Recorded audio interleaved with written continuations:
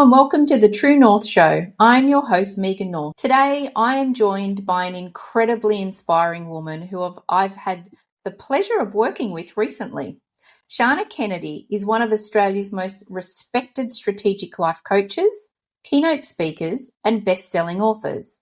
With over 2 decades of experience, she's built a reputation for guiding high performers, CEOs, executives, elite athletes, entrepreneurs, and individuals at crossroads to live and lead with clarity, confidence, and calm. A master life coach and certified breathwork instructor, Shannah's work integrates evidence-based coaching frameworks with practical tools for self-awareness, self-leadership, and self-management. Her approach is grounded, holistic, and deeply human, helping people simplify, focus, and design a life they genuinely love. Shannah is the author of 8 best-selling books with Penguin Random House, including The Global Success, The Life Plan, Plan B, Elevate, and Restore.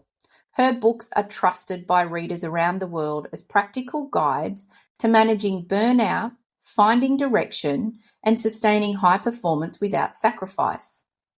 As someone who lives with and manages chronic fatigue and depression, she embodies the principles she teaches. Her message is both professional and personal. Success is unsustainable without self-care, structure, and intentional rest. Based in Melbourne, Australia, Shannah lives a life she consciously designed, anchored by family, community, and the daily practices that restore her energy and joy. Her legacy is one of clarity, compassion, and empowerment, helping others step into their fullest potential, one deliberate breath and one conscious choice at a time.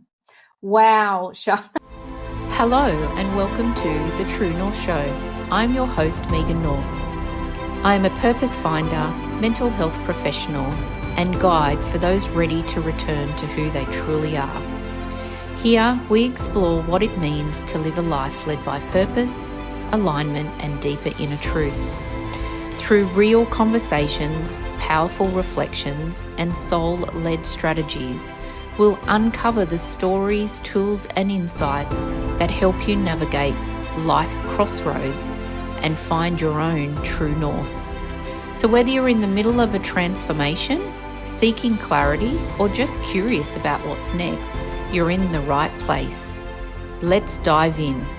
Your path starts now. Welcome to the show. I'm so thrilled to be having this conversation with you today. Oh, I'm excited to be here, and especially seeing that we have worked together. It's very exciting to be here to have a great conversation about all of these wonderful tools and tips. Absolutely. How does it feel for you when I read out that incredible bio? Bit surreal. It's like, is that me? I've been working from home for 22 years, sitting in this room for 22 years, all alone, building this business. I've never had a staff member, nothing. And it feels a bit surreal to think I did create a lot of things out of this space, and I've coached over 1,000 people through this space. So it's a very soulful room with a lot of stories in it, a lot of imagination in it, and a lot of creativity in it. And it's when you read that out, it's quite mind-blowing. It sort of doesn't sound like me. I actually really love it because it's often a question I ask my guests, because we often write or read our own bio, but we don't often hear it spoken about us in front of us. And so I actually think it's a really nice way to just have a moment to pause and to be present and to reflect on where you've been and what you've done. It really is, actually. And, I've got a husband, I've got 2 kids at 19 and 21, and as they grew up, I'd write a book, or I'd go on the stage, or I'd go on television, and they just didn't care. They just wanted a mum. They weren't impressed by, oh, you sold 10,000 books today, or you went on TV today. They just wanted a mum. They wanted a cuddle. They wanted a muffin. They wanted mum time. And it wasn't impressive to them. And I think that's what keeps you very grounded. Because they bring you to earth pretty quickly. Like, oh, Mum, I don't even like the color of that book. They'll just bring you to earth very quickly. And I think my number one thing is you are not your job. And I actually feel that I'm building my life. I am not my title. So I've done a huge amount of work on that. And yes, to hear it is great, but that's just a title. Yeah. Yeah. And I feel the same in that sense as well, is that I'm constantly looking and sort of tuning into where am I with the work that I'm doing. And as long as each day I'm making an impact on one person, that's all I really care about. I don't really take much notice of how many followers I've got on Instagram, what's happening on LinkedIn. And one of those, the person, one of the people that I've just recently had on the show, he called me a couple of years ago and he actually said, Megan, please just don't stop what you're doing because you're having a real impact. And I loved that he picked up the phone. But when I looked back on all my social media, everything, he'd never liked, he'd never commented on anything. But there's watching. And so for me, that was a very interesting perspective to have then on moving forward, just trusting and having that inner knowing that you're making a change with people and that's really all you do this work for. Yes, absolutely. And it's not doing it for likes. I don't do it for likes. I've never written a newsletter in my life in the 22 years of business. So I've really, gone on my own path to do what feels right for me. People say you should write a newsletter every week and you should post 3 times a day. Well, some days I don't post and some weeks I don't post. And I just do what feels right on the day. Yep. And if that's nothing, that's nothing. And just being okay with that is really freeing, I think. Yeah, definitely. So you've been doing this, you mentioned, for 22 years in this room. Is that what you've done your whole career, or is this kind of your second career? How did you get into the work that you're doing and what led you to pursue this passion and purpose? It's definitely my second career. So my first career was in my 20s. It's actually when I left school, I decided that I didn't want to go to university and I didn't want to study. I wanted to go to work. I wanted to make some money. I wanted to work really hard. I wanted to learn the skills on the job because I really didn't like books or exams or things like that. I didn't do very well at English. I love going to school, but I just didn't like the academic side too much. So I decided, stick with that and just start working. And I got very excited because I did work experience in the stockbroking market. Where they used to have the men on the ladders with the chalkboard, the old stock exchange, that's how old I am. And my job was to run the tickets through all the screaming men to give it to the front man, and the front man would then write, the order up on the board. And I thought, this beats university. I am absolutely going to get a job here. So I just rang every single day, the HR lady, until she gave me a job, which was about 10 days later, because she knew I wasn't going to stop ringing. And she said, I'll give you a job, but it's in the dungeon, in the filing department, down with the old contract notes. I'm like, okay, that sounds good. I'm going to get a paycheck. And it was horrible. It was horrible. It was dusty. It was dirty. It was smelly. It was all the old, print contracts and things like that. But within a couple of years, I was one of the first girls to ever sit up on the trading desk and, be in that financial settlements market. And I was like, if you work hard, really lean in, you might not know everything and you might not have the skills, but you can learn the skills. So that's where it all started. And then I sort of had a good look around and thought, no, this is like the Wolf of Wall Street. Like, this is not where I do not want to be here. Yeah. Actually against my own values, what my values were, but it was that feeling in your belly. I hadn't put words to them because I didn't know about them. They don't teach you at school. Yeah. But it just didn't feel right. So I went and travelled the world for a couple of years with a backpack, as you did in those days, and came back and got a job in sport where this man, he was very passionate about golf. He was a lawyer and he said, I'll teach you how to run the whole business if you're up for it. but you're starting as a secretary. And I was like, okay, that sounds great. Wow. Yeah. So it was golf. It was looking after 10 of the country's best golfers. He was learning how to run corporate golf days, negotiate contracts. I cried a lot because he just crossed out all my work in red pen, and he said, no, you need to think like me, speak like me. So it was a very small business, and he trained me how to really step up. So that was incredible. He then went to the US, and Bolle Sunglasses saw me at the golf and said, we need a Jerry Maguire, we need a sponsorship manager. Would you be willing to learn? So I was like, oh, okay, I will learn. Again, didn't have all the skills, didn't have all the knowledge, did not have the degree. Thought maybe I'm a bit of an imposter here, a bit of a fake, because I haven't gone to university. But I really lent in and built relationships with the athletes, like really cared about their sport, their mental health, their relationships with their families. I was in direct competition with Oakley. It was a very male-dominated space as well. So I was really particular about how am I going to win people over, and that was caring, listening, providing a safe space for athletes because I can't talk to anybody.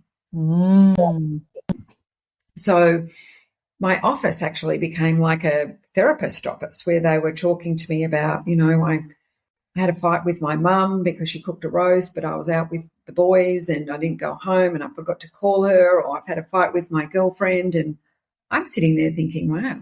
And then I saw the dark side of sport, which is who are they without their sport? Some of them were 24, 25-year-olds. Their sporting career was over and there was a big black hole. And this is 22 years, 30 years ago. Wow. Yeah, nobody cared about mental health. It wasn't even a word. It was, burn and churn. It was, you're really great on the field, but don't need to know you anymore. So I married the job. I loved the job. It was 7 days a week, sports on the weekend. So I always went to all the sporting events on the weekend. I'm in my 20s. It's fast. It's furious. I've got lots of money. I've got thousands of friends because I have free glasses to give away. So I was invited to the opening of an envelope, and I went and I did everything. And I had no regard for myself. I had no regard for my health, my mental health. I had no boundaries at all. I didn't know what my values were. I didn't know who I was without my job. And that all ended in chronic fatigue syndrome, which put me in bed for a year. Completely flatlined. Wow.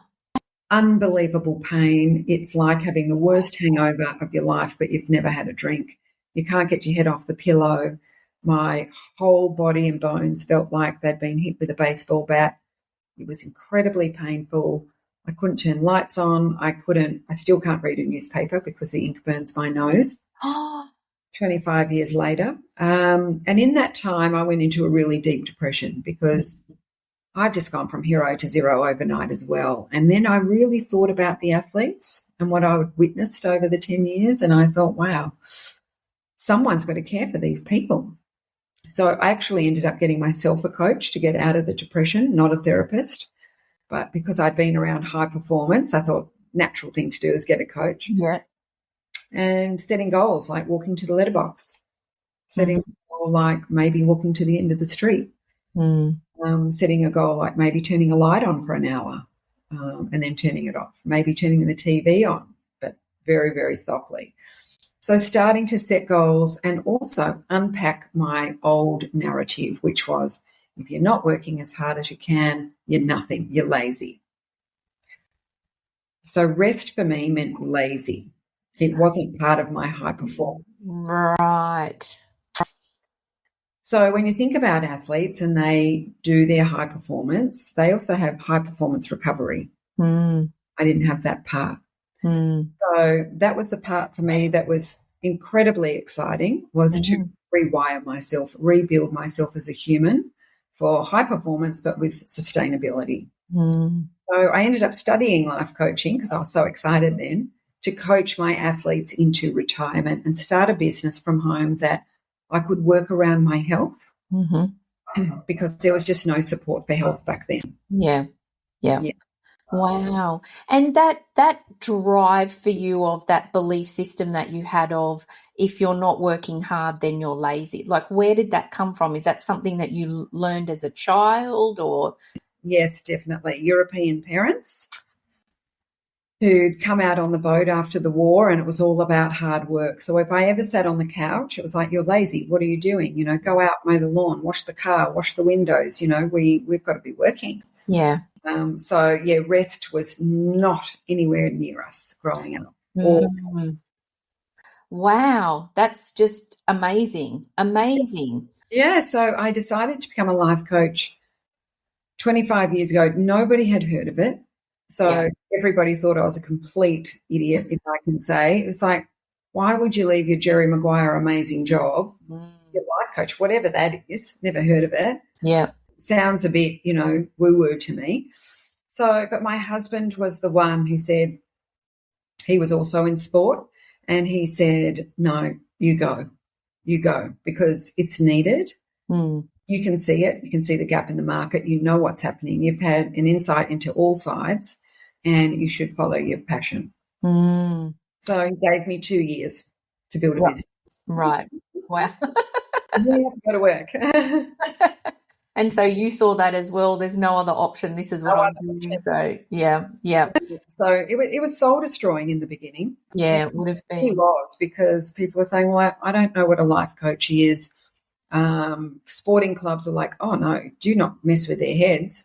Mm. So nobody really understand that it was about creating a life plan for high performers where they could see life after sport. Yeah.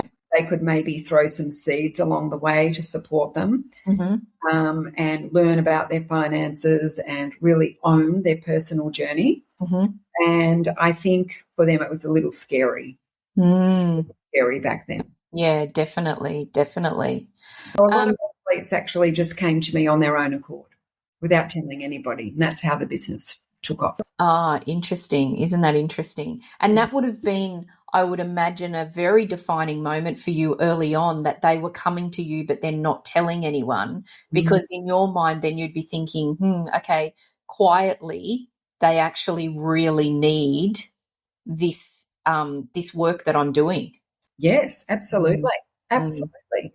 And then I went to a football function and sat next to a man who was in banking. And he said, what do you do? And I said, I'm a life coach. And I'm like, oh, here we go. Anyway, he was really interested because I'd worked with athletes. He said, I want all the high performance tips into my team. Can you come over and do a talk? And I'd never done any talks before, ever. So that was a very big defining moment, because that was facing a very big fear. Absolutely. And once that corporate door opened, it just took off. It took off because nobody had heard about life skills or wellness skills. Yeah. And I was presenting them as a high-performance skill set rather than Byron Bay. Yeah. So because I came in as a high-performance coach with life and wellness skills, the door opened before anyone else had even got in. So I was the first one in there. Wow. That's great. That's amazing. Yeah, national tours. I'm like, oh my gosh, I still haven't been to university. I've studied for 3 years to get my life coaching certification and become a master life coach, but I didn't call that university. Very interesting what we do, isn't it? Isn't it? And also how we can, I mean, this is the True North Show, and this conversation is so rich with golden nuggets of information for people, because we all think, particularly if you're coming from corporate and then wanting to do your own thing or pursuing your passion and purpose, how many university degrees have I got? How many certifications have I got? At the end of the day, I'm sure that all the people that turned up at your door never even looked at what you were certified in. They were just connecting to you and the work that you were doing. And the whole business was built by referral, because I didn't want to write newsletters. What is it with you and newsletters? I just didn't like writing them. I had this mental blank, and then one day, after coaching for about 5 years and speaking, I thought, I think I need to write a book, because I'm saying the same thing over and over again. But I want a book that is like a Donna Hay quick cookbook. Mm-hmm. So every time I went to the bookshop and looked at books, I was paralyzed. I was like, I can't read a whole big book on goals. I don't read a whole book on values or a whole book on habits. It's all too much for me because I'm not a big reader. So I decided I wanted a Donna Hay cookbook for life and wellness skills. Mm-hmm. I want pictures. I want it on the coffee table. I want it to look so nice. I want bullet points everywhere. Yep. I want summaries everywhere. I want every skill to be a maximum of 2 pages. Yep. It's like, the quick cookbook. Mm. So I got knocked back a lot from every publisher. And then I actually approached the cookbook department of Penguin and I said, would you take a really big risk on me? And the lady there, Julie Gibbs is her name, was, publishing all the amazing, beautiful Kylie Wong cookbooks and, all of these amazing things. And she said, I've never heard of it, but I think I'll take a chance. So it was the first self-help book on the shelf full of photos and beautiful imagery for people to go on a journey to create their own life plan. And it's too pretty to put on the shelf. You have to have it on the coffee table. So it became a bestseller, is 6,000 copies. It's sold over 100,000 copies now. So that was, again, just sitting in here going, this is what I'd like to do without thinking about all the obstacles, without thinking about what people would say, just following my passion. And I think the True North show, that's what it's about, isn't it? It's you get the idea, come in, maybe just do it. Maybe just don't even ask people what they think because there's a lot of dream stealers out there. Mm-hmm. Just have a go. And the same thing happened in lockdown. I've been doing vision boards, ever since I was 20 years old. Yeah. And I decided, in lockdown in Melbourne here, people need new vision on their wall because they're here every day. Maybe I'll design some kits. So everything is colour matched, and I've chosen all the photos, all the words, all of the quotes, because a lot of people get stuck on vision boarding because it looks messy. Mm. And they go, well, mine doesn't look as nice as somebody else's, or, they get paralysed. So I thought, right, I'll do that. And I just approached in lockdown, in private, a craft company and said, I want a box, and instead of all your craft things in it, I want a workbook and 80 cards. And I said, we've never done that. I said, well, trust me, it will sell. Yeah. So they took a huge risk and they produced 2 kits and they sold 200,000. 100,000 of each. Oh, my God. One summer. Now they're over at Target in the USA. Wow. Sitting here with no one, just saying, wouldn't that not be a nice creative project? Mm. A lot of people are coming up with amazing ideas, but they're not taking action, or they're doubting themselves, or it's going to be too hard, and who's going to listen to me? And maybe just take the action and see what happens, because you're creating something that you believe in. Mm. And that you're passionate about. And if you sell one kit, or if I sell one book, as you said, if you change one person's life by doing a post or doing this show, that's enough. Mm. If I just sell one, that's enough. If I write this book and it changes someone's life, isn't that a gift to the world? So I sort of invite everybody to really open up. Mm. Open up and just play, and think of it as play rather than putting all that heaviness on it. Yeah. And the other thing that I think, particularly with some of the clients that I work with as well, is that I talk about like your inner circle. And so if you have an idea, you don't need to tell the world about your idea. You can just quietly work at it in the back end. If it works out, great. If it doesn't matter, because no one knew that you were going to do it anyway. And, you might have to tell 1 or 2 people in your inner circle, but I'm one of those people that, like keep these ideas quiet so that then you're just chipping away and doing what you need to do. Otherwise, and then I feel like there's less fear because I haven't told 100,000 people. Yes. There's cheerleaders and dream stealers. Yes. Yes. We only need one cheerleader. Yes. And that's it. So I would always just tell my husband, maybe my mum who'd say, oh, here she goes again on a crazy thing. Maybe one friend, and that was it. Yeah. Because I learned when I wrote the life plan at a barbecue, I told a couple of my husband's cousins, and they said, nobody reads books anymore, so that's a waste of time. Mm. Mm-hmm. Like, yeah, everyone listens to podcasts now, no one reads a book. Yeah.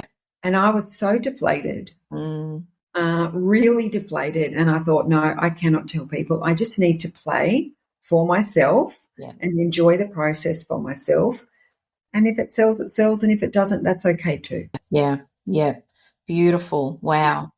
And so what is it about the work that you do, like coaching people? What lights you up? What is it about this work that you really love? Like, why is it your passion and your purpose?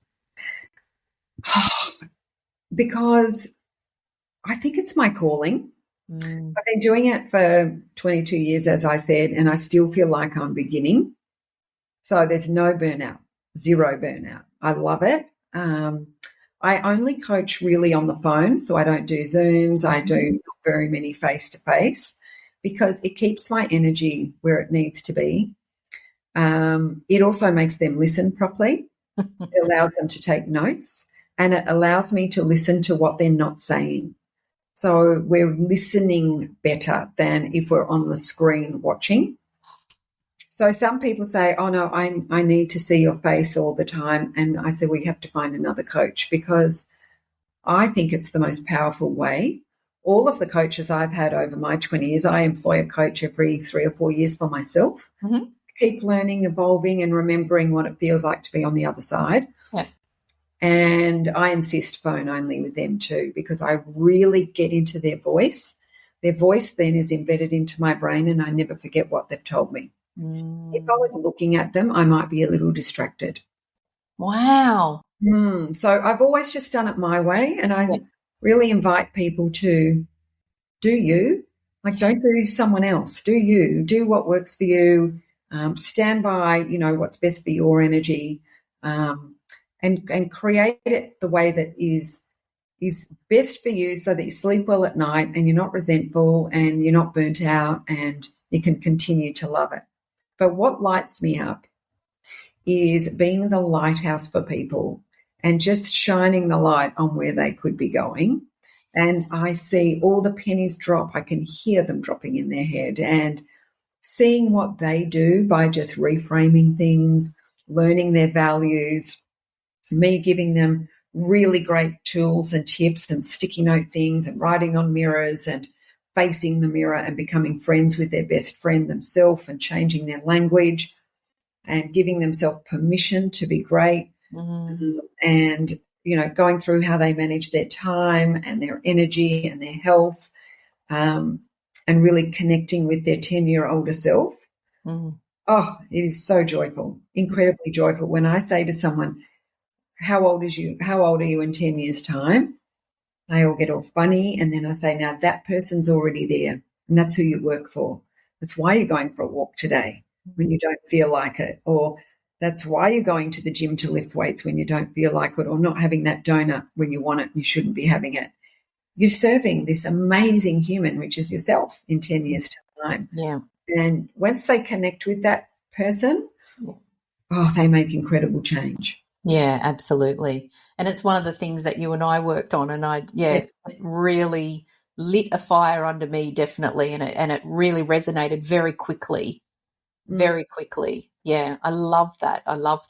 Yeah, I think it's about being practical and real and making it very easy for people to create change by using sticky notes and vision boards, and the brain needs a map and signage. So if people are being coached but there's no signage, well, it's like someone told you the direction somewhere but you didn't plug it in the GPS. Yep. We need visual stimulation. I think 80% of the population need visual stimulation. So, when we have our sticky notes here all the time that remind us to breathe or remind us how we want to feel or remind us of our values. Mine's been sitting here. This silly sticky note's been sitting here for 20 years. That's the boss. So teaching them some of the basics that we don't get taught at school really lights me up. Yeah. Wonderful. It's beautiful. So breath work seems to be a newish area that you're working in at the moment. So how did that modality make its way into your busy schedule? Well, I started breath work 25 years ago when I was in my full burnout. So the first thing that my coach said to me was, you don't breathe. You are running 100 miles an hour, working 7 days a week, and you don't breathe. It's like running a marathon every single day without stopping at any Gatorade stations. Right. Yeah, I think I hold my breath. I think I hold my breath all day and just am addicted to achievement and addicted to going fast and being busy, and rest is, over there. And that was really big for me. So the first thing I had to learn how to do was go to the mirror, stand very close to the mirror, become friends with my best friend, which is myself, which I couldn't stand looking at, and breathe. And I had to learn to breathe slowly and deeply. And it used to just make me fall asleep all the time. I was that exhausted and that burnt out that even just doing breathing made me exhausted. So I knew the only way to connect with myself, get out of my head and into my body and become a human being instead of a human doing, was through breath. And we breathe, 20 to 25,000 breaths a day. A lot of breaths, often shallow, often fast, too fast, and usually through the mouth. We're running around with our mouth open. So for her, it was, we need to retrain, the fuel, because there's no fuel going in. And when we're stressed and when we're holding our breath, our digestion is shut, our brain is shut, we can't make great decisions, we're not refueling the body. So breath work was the practice of really using breath to influence how we feel, how we think, and how we perform.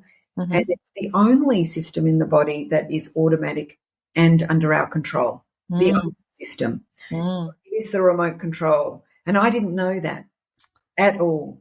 I just thought you just breathe. Breathing, what's breathing, as everybody does. So I learnt just 3 breaths.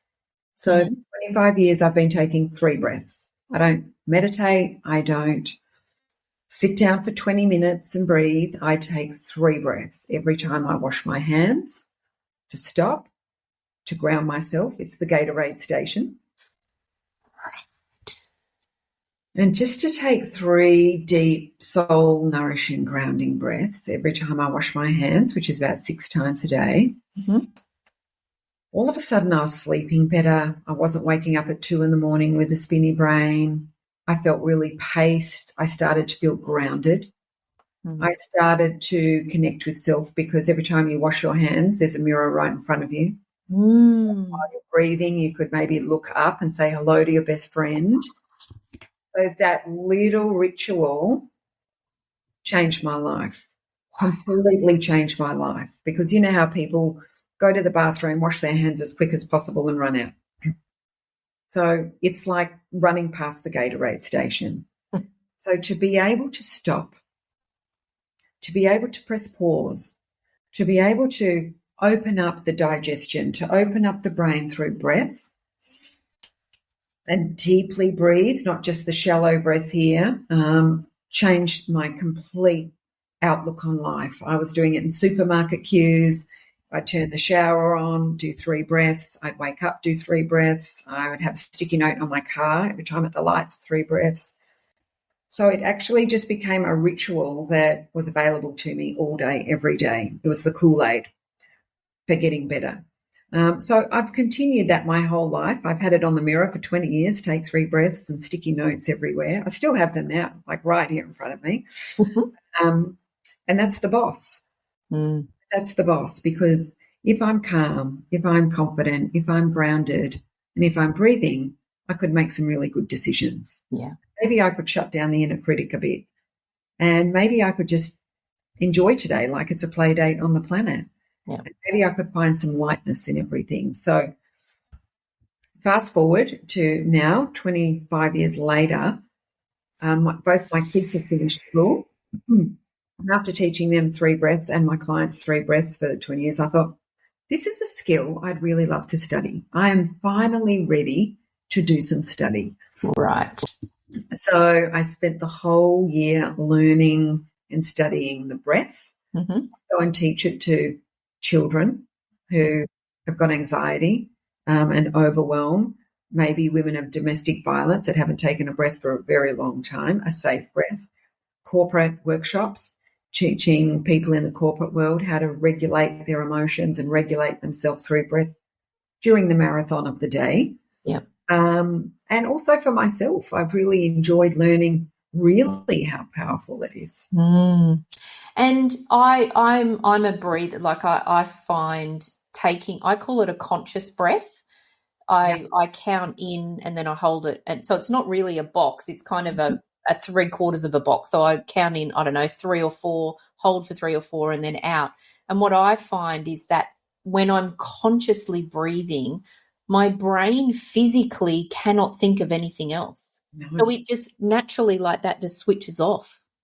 And it's 12 seconds, isn't it, of just that nothing. And that's all I need. It's the holding of the breath is where all the goodness is. It's in the breath hold. It's like, oh, everything just went quiet.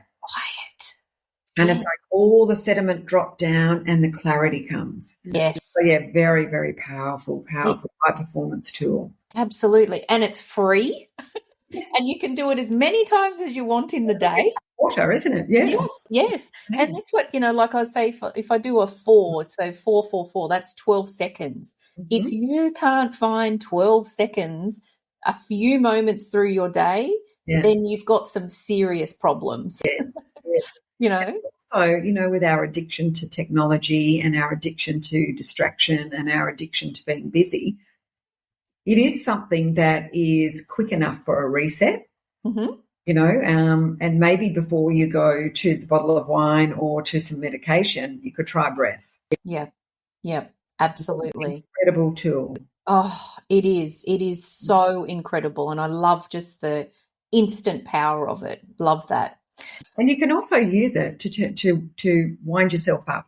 It's a remote control. You can go into Crazy FM, say you're doing a presentation or something like that, you need to fire up.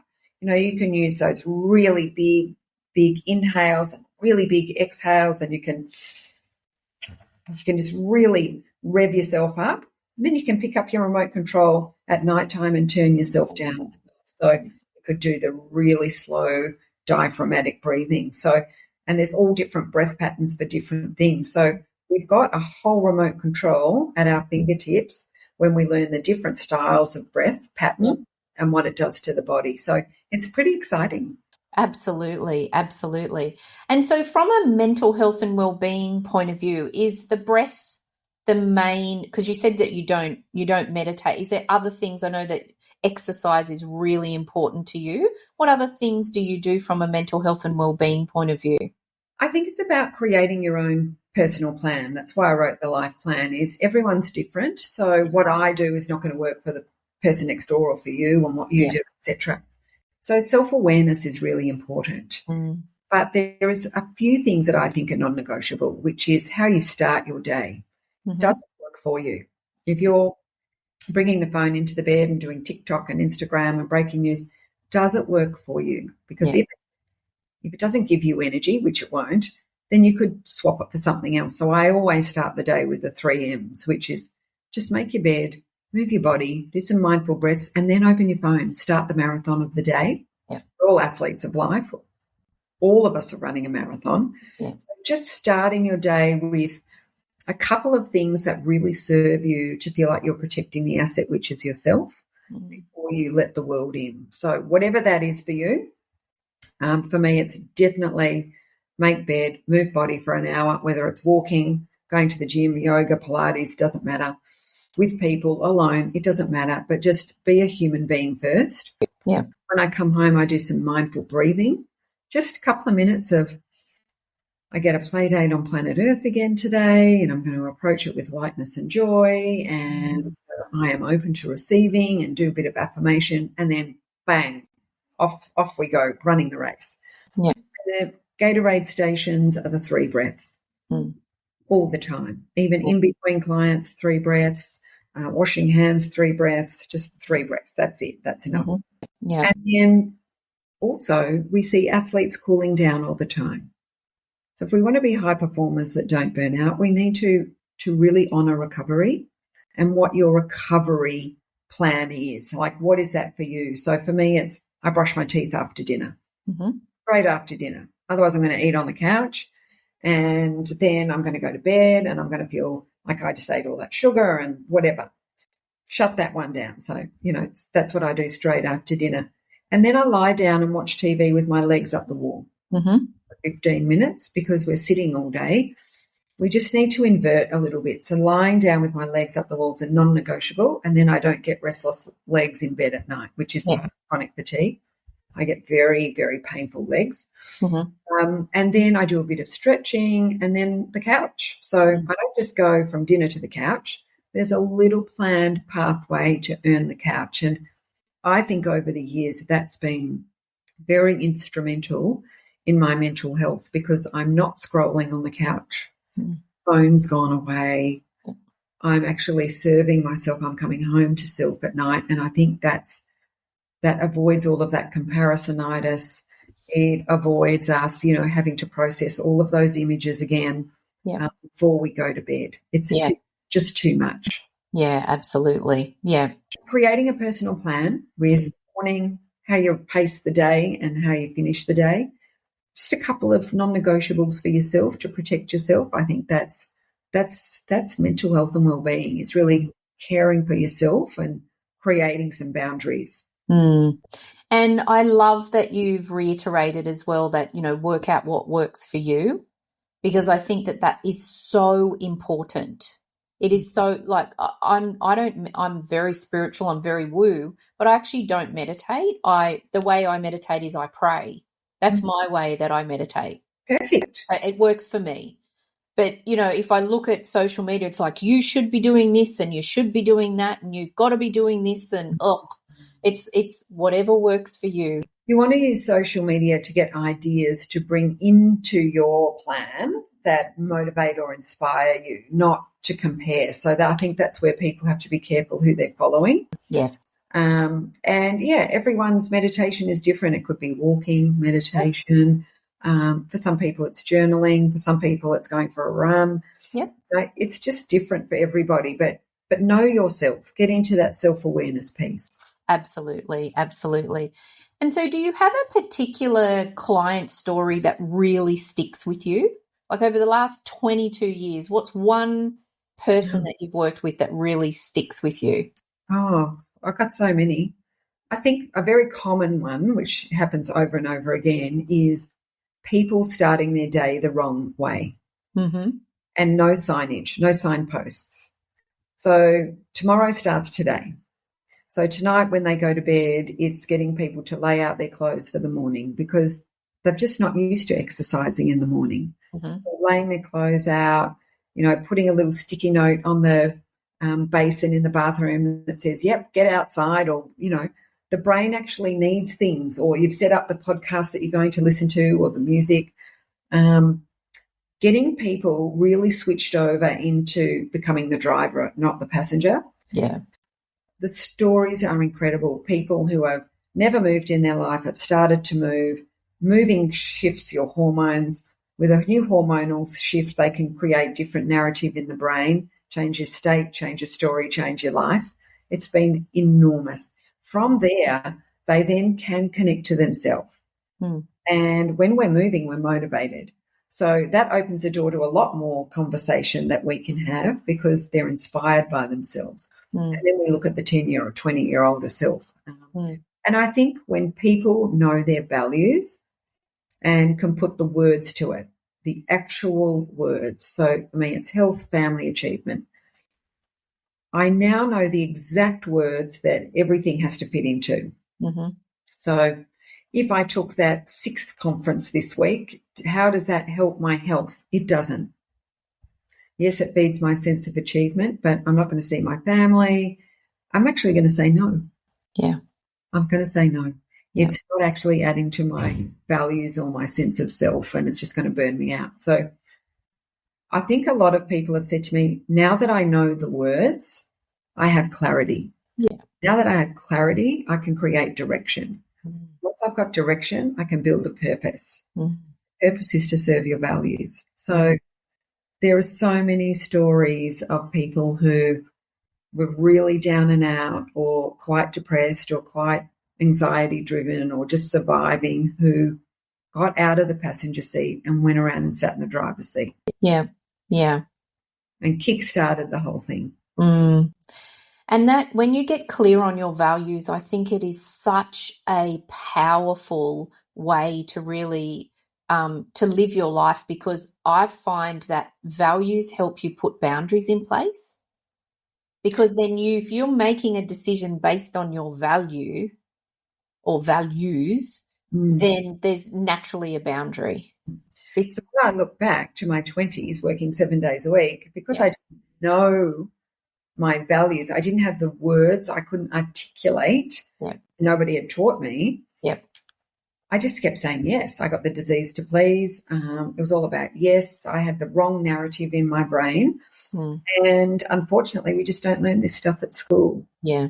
So it's usually later in life when we have a life event or we fall over or something happens that we do phone the coach and say, I need some skills. Yes. And then we can reset everything. Yes. Yeah. I feel like also that the values that we put in place and start to make these decisions on also helps our intuition, because when you're really strong on your values, that intuition kicks in. Like as you said, you could do the 6th conference, but actually you would feel it in your body because your intuition's like, no, this is against my values. This doesn't feel right. And that intuition gets really ignited. And putting health first, which I invite everybody to do as their first value, because values are what's most important to you. And not it meaning health, am I healthy? But understanding what health really means, which is, there's 4 amazing buckets that you have to fill every day. And first one is your physical health, how you eat, how you move, how you sleep, and how you breathe. So every day you've got a job. For the rest of your life is to fine-tune it. Pop the lid, fine-tune it, like in the car, and say, well, that doesn't work for me anymore, or eating on the couch doesn't work for me anymore. Just finely tune one habit at a time. How we said small change, big impact. Yeah. So how you eat, how you move, how you're sleeping, and how you're breathing. You can finely tune. So there's your purpose for life right there. The second bucket is your mental health, and that's that computer in the brain. It's what we're telling ourselves. It's the stories that we have that need to be retold in a better way for a better outcome. Yeah. So my story about being lazy, if I ever sit down, it took a long time to rebuild without feeling unbelievable shame and guilt for sitting down. Now I love having an afternoon nap. It's fantastic. Feel quite liberated. And that self-talk, that's really important. Emotional health is a third bucket that people don't talk about, which is, your heart space, your feelings, your kindness, your empathy, your joy, your gratitude, your sadness, your compassion. That takes hits all the time. Yeah. So, learning to fill it with your gratitude practice, which for me is the smallest things. It's never anything big. It's, oh my gosh, I pressed that switch and the light came on. That's just incredible. Or it could be, I turn the car and I've got wheels and I've got a bed and I've got running water and I've got a shower and I've got soap. Like I really go into the minutia. And so my emotional health is very high. Yes. And then there's spiritual health, as you know, which is belonging to something bigger than yourself. And so when people say, I don't know what my purpose is, you've got purpose for life right there. Yeah. You've got a lot of topics to study. You've got 100,000 podcasts you can listen to on all of those topics to educate yourself. You have a job right there in the first value. Yeah. So they get very excited then because they're like, oh, yes, I can study. I can listen to things. I can read books. I now have a purpose. Yes. Which was completely missing. Missing before. Yeah. Yeah. Wow. So we actually only have a couple of minutes left. I'm a bit shocked as well. I thought, oh my gosh, we've only got a few minutes left. I knew that we would dive into some beautiful things, so thank you.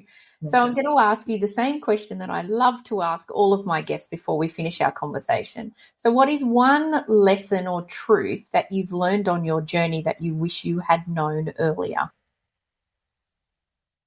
That it's not a race. Yeah. We need to embrace the pace. It's not who gets there first. It's actually just enjoying your journey and actually letting yourself enjoy the day rather than, I've got to go as fast as I can, but maybe embracing a bit of pace and the breathing and the 3 breaths and the washing the hands. They're my Gatorade stations, and I wish I'd learnt that a lot earlier. But it has served me so well over the last 20 years. Beautiful. Wow, what a beautiful way to end our conversation. Thank you. Thank you for just sharing so much today, your time, your energy, everything that you have shared. I'm inspired, and I have no doubt that everybody that's watching and listening will be inspired too. So thank you so much. My pleasure. They're all simple, they're all achievable, they're all practical, and we only need to change one at a time. Just one thing, even from our conversation, just one thing. If you write one sticky note, amazing. Yeah. But implement it, and that's success. Yeah, beautiful. Thank you so much. Thank you for having me. Thank you for joining me on this episode of The True North Show. I hope today's conversation brought you closer to your own sense of purpose and reminded you of the power you hold within. If this resonated with you, I'd love for you to subscribe, leave a review, or share it with someone who's also walking the path of becoming. To continue the journey, head over to megannorth.com. You'll find resources, support, and ways to work with me one-on-one. Until next time, keep trusting yourself, following your intuition, and taking one aligned step at a time. Your true north is never lost. It's just waiting for you to come home.